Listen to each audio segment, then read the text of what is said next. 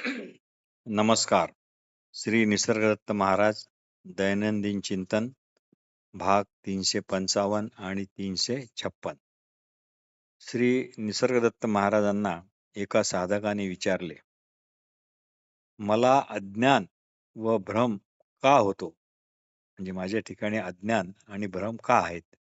यावर महाराज म्हणाले, तुम्ही म्हणून जे फक्त तुम्ही आहात, तुम्ही म्हणून जे फक्त तुम्ही आहात, त्याला अज्ञान आणि भ्रम हा मुळात झालेलाच नाही. तुम्ही म्हणून जे फक्त आणि फक्त तुम्हीच आहात, त्याला अज्ञान किंवा भ्रम मुळीच झालेला नाही. अज्ञान आणि भ्रम ज्याला झालेले आहेत, त्या कल्पित स्वला, त्या कल्पित मीला तुम्ही हुडकून काढा. मग तुमच्या प्रश्नाचे उत्तर तुम्हाला हे आपोआप मिळेल. काहीही करा, पण शुद्ध जाणीव होऊनच राहा. काहीही करा, पण शुद्ध जाणीव होऊनच राहा. अगोदरच्या असणेपणातच असा. म्हणजे अगोदरपणाने असणाऱ्या असणेपणातच असा. दगडाखालचा अंधार नष्ट करण्यासाठी सूर्यप्रकाश स्वतःहून काहीही करू शकत नाही. तसे देह मन बुद्धी रूप दगडाखाली अज्ञान व भ्रम यांचा अंधार हा राहणारच. तो तुम्हालाच दूर करावा लागेल. यावर साधक विचारतो, पण देह हे माझे स्वरूप आहे, अशी जाणीव तरी मला का व्हावी? अशी जाणीव मला ज्या ठिकाणी का निर्माण व्हावी? यावर महाराज म्हणतात, का म्हणून विचारू नका. का म्हणून विचारू नका. कशी निर्माण झाली हे विचारा. आपली कल्पनाशक्ती नेहमीच प्रसवशील असते, हेच त्याचे कारण. आपली कल्पनाशक्ती नेहमीच प्रसवशील असते, हेच त्याचे कारण आहे. हा त्या कल्पनाशक्तीचा आवडता खेळ आहे. पण तुम्ही जर निश्चय केला, की हा खेळ काही करून बंद पाडायचाच, तर ती तुमच्यात अलक्ष्य करण्याची सुद्धा शक्ती विद्यमान आहे, हे तुम्ही लक्षात ठेवा. पण तुम्ही तुलनेत रमता आणि जोईजड झाले की मग तक्रार करता. यावर साधक विचारतो, मी हे प्रथमच का करत नाही? महाराज म्हणाले, एकतर तुम्हाला तुमचा खेळ चालू ठेवण्याचा असतो, किंवा दुसरे म्हणजे अलक्ष्य करण्याचे महत्त्व किती महत्त्वाचे आहे, किती मौल्यवान आहे, हे तुम्हाला आजपर्यंत कुणी सांगितलेले नाही किंवा याबाबतीत तुम्ही स्वतःहून कधी जिज्ञासा केली नाही. हेच याचे कारण आहे. आणि कुणी तुम्हाला सांगितले असते, तर त्याला त्याचे महत्त्व वाटत नाही असेही होऊ शकते. त्याला मग आता कोण काय करणार? महत्त्व तेव्हाच पटते. महत्त्व तेव्हाच पटते जेव्हा स्वरूप प्राप्तीची कळकळ निर्माण असते. महत्त्व तेव्हाच कळते जेव्हा स्वरूप प्राप्तीची कळकळ आहे. वास्तविक पाहता स्वस्वरूपाचे ज्ञान होण्याकरता कुठल्याच अधिक अशा ज्ञानाची गरज नाही. स्वस्वरूपाचे ज्ञान होण्याकरता कुठल्याच अधिकच्या अशा ज्ञानाची गरज नाही. उलट त्यामुळे गोंधळ वाढेल. त्यामुळे ग्रंथ वाचन नको, पाठांतर नको, गुरु सहवास नको, ध्यान धारणाही नको, जप तप नको. करत असाल तर चांगलेच आहे म्हणा, तेवढाच टाइमपास. पण या अगोदर स्वरूपाकडे पाहताना आपण काय नाही हेच समजावून घेणे अति महत्वाचे आहे. पण या अगोदर स्वरूपाकडे पाहताना आपण काय नाही हे समजून घेणे अतिशय महत्वाचे आहे, असे श्री निसर्गदत्त महाराजांना श्री सिद्धरामेश्वर महाराजांनी पहिल्या भेटीतच सांगितले आहे. तितके जरी केले तरी वरील गोष्टी केल्या काय आणि नाही केल्या काय काहीच फरक पडत नाही. पण आपण काय नाही याचा शोध घेता घेता धूर्तपणे यात जर आपल्या काही हाती तर लागत नाही ना, अशी जर काही हाव किंवा इच्छा असेल किंवा असा नुसता सुप्त विचार जरी असेल, तरी आपण काय नाही याचा शोध आपोआप तिथल्या तिथे बंद पडेल आणि आपल्या हाती काही सुखदायी स्थायी लागते की काय, असा सुप्त हेतू मनात ठेवून जर आपण काय नाही याचा शोध घेतला तर तो खरा शोध म्हणता येत नाही. म्हणूनच श्री निसर्गदत्त महाराज वारंवार सांगतात, तुम्ही सध्या स्वतःला जे जे समजता ते ते तुम्ही नाही. म्हणजेच आपण काय नाही याचा शोध घेणे हे अपरिहार्य ठरते आणि आपण काय नाही याचा शोध घेतला तर तुम्हाला मग ते कवटाळून ठेवताच येत नाही. तुम्हाला त्याला नकार द्यावाच लागेल. म्हणून जसे व्हावे वाटते तसे व्हायला तुम्ही स्वतंत्र आहात.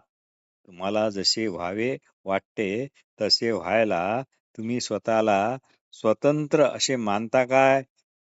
जर उत्तर होय असेल, तर तुम्हाला काही करायची गरज नाही. हे परत ऐका. तुम्हाला जसे व्हावे वाटते तसे व्हायला तुम्ही स्वतःला स्वतंत्र मानता काय? जर उत्तर होय असेल, तर तुम्हाला काहीच करायची गरज नाही. फक्त तुम्ही जसे वस्तुतः मुळात नाही आहात, तसे होऊन राहण्यास तुम्ही स्वतःच होकार दिला आहे. आता खरोखरच तुम्हाला तुम्ही जसे व्हावे वाटते तसे व्हायला स्वतंत्र मानत असाल, तर होकाराऐवजी तुम्हाला नकार द्यावा लागेल. बस इतकेच करायचे आहे. त्यामुळे जसे नाहीच आहात तसे का आहोत याची कारणमीमांसा करणे हा व्यर्थ खटाटोप होय.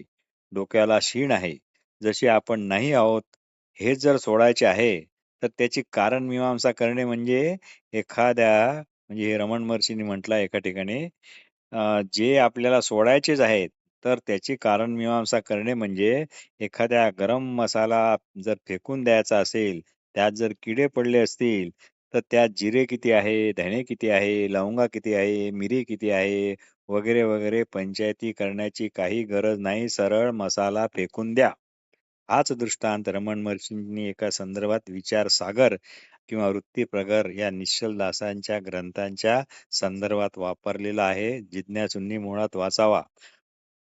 देह मन हेच माझे रूप आहे असे तुम्ही जोपर्यंत मानता तोपर्यंत प्रत्येक गोष्टीला तुम्ही कारण मीमांसा लावल्याशिवाय तुम्हाला चैनच पडत नाही. हेच तुमचे अज्ञान होय. भाग 356. निसर्गदत्त महाराज म्हणतात, तुम्ही स्वतःला सध्या समजता तसे तुम्ही आहात असे तुम्हाला कदाचित मानता येणार नाही. श्री निसर्गदत्त महाराज म्हणतात की स्वरूप ज्ञान प्राप्ती झाली समजा तर तुम्ही स्वतःला जसे सध्या समजता तसे तुम्ही आहात असे तुम्हाला कदाचित म्हणता येणार नाही. या एका वाक्यात श्री निसर्गदत्त महाराजांची शिकवण गुप्तपणे आणि गूढपणे सुद्धा निदर्शित झाली आहे.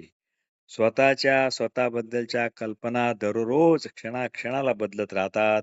तुमची स्वप्रतिमा ही तुमच्या सगळ्यात सगळ्यात जवळची आणि सगळ्यात जास्त बदलणारी अशी एक गोष्ट आहे. तुम्ही लक्षात घ्या.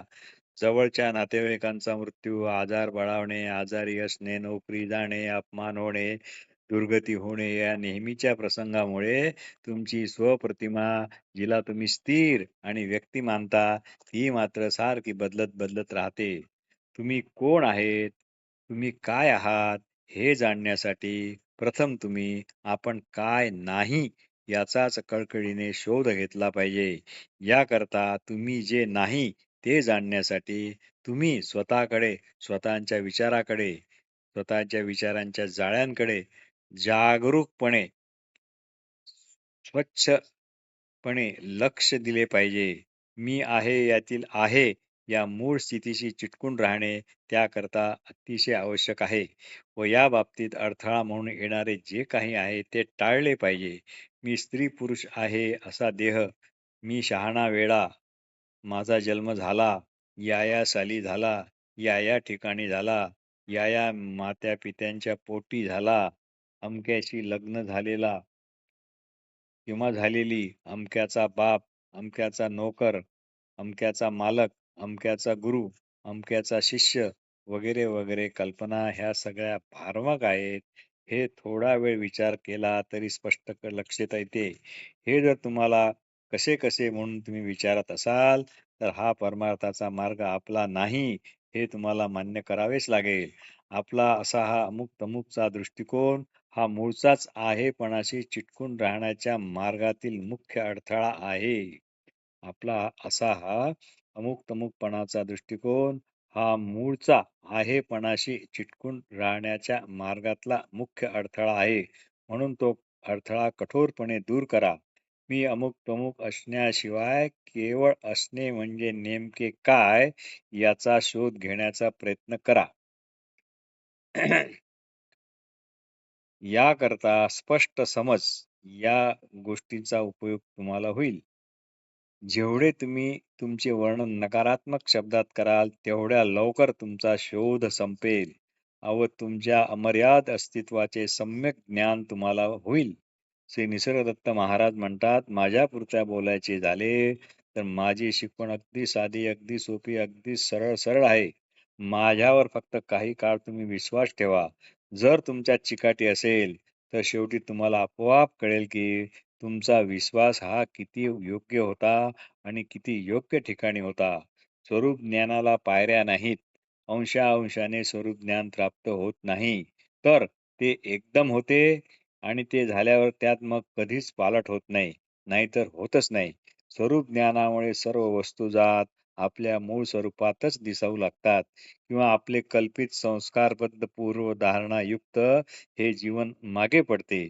भासमान व्यक्तिमत्व एक क्षणभंगूर आहे आणि यालाही अखंड सातत्याची स्थिर पार्श्वभूमीची गरज आहे. हे आपल्याला मागचे काही आठवते किंवा विसरल्या जाते या दोन्ही गोष्टी कळणे त्यामुळेच शक्य आहे. तो स्व या फटीत सुद्धा न बदलणारा असाच असतो. झोपेतून तुमच्या स्वला जागे करणारे काय असते? आठव व विसर ज्यामुळे कळणे शक्य होते. ते काय आहे? तुमच्या असणेपणाच्या रूपातील एक स्थिर घटक, तो तुम्हीच आहात. जर तुम्ही काळजीपूर्वक निरीक्षण केले, तर हे सहज लक्षात येते.